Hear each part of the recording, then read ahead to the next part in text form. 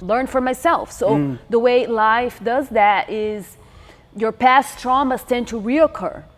Okay. And they recreate. So my parents, they were divorced, and it was like very tumultuous. They fought even before they were divorced, and I kind of grew up in an environment that wasn't very harmonious. Okay. So that is imprinted on my psyche.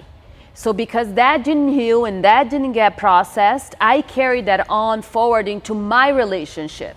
You kind of project what you have in you, unhealed aspects of you, you project that into other people, in other relationships. You kind of bring your baggage, basically. People call that baggage, right? So I had emotional baggage from the trauma of my childhood, of like the issues my mom and dad had, and the how I felt in there, and you know, all that stuff. So I recreated it. So I'm taking responsibility. I'm not saying, hey, my ex this and that and the other. Sure, he had his things. He had his own, you know, pain that he was dealing with. But the interaction, right? So he was holding a mirror.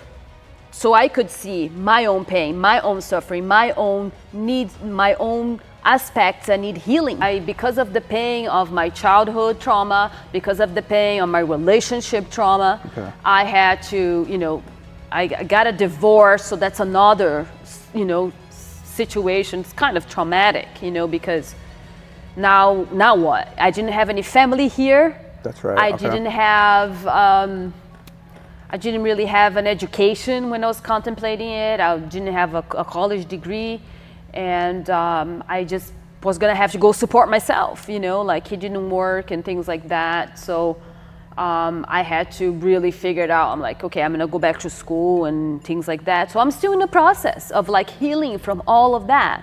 And in the process of my healing, I've learned a lot.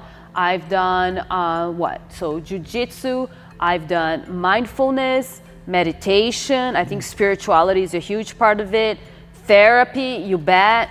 I've done a thing called the Hoffman process in Northern California, which is a 1-week process that you go and you kind of dissect all the negative traits that come from mom, that come from dad, and then you learn to forgive them, and then you die. There's a death ritual in which you imagine, you know, what's gonna happen in your deathbed.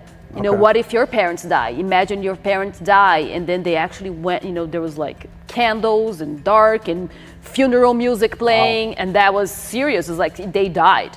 And then I'll go in nature and go cry and put their picture and say your last words. So I, you know, facing death and facing this process of dying and death, it's like how you can really live your life for real, because that's gonna happen, you know? And we just kind of try to ignore and push that back and not give the credit that it deserves. But to really live a fully fulfilling life, you have to account for that. Who do I wanna become, and what do I want people to say after I die? What kind of contribution, right? And then go back and then go start doing that now. Don't leave that for when you're 80. You know what I mean? It's too late.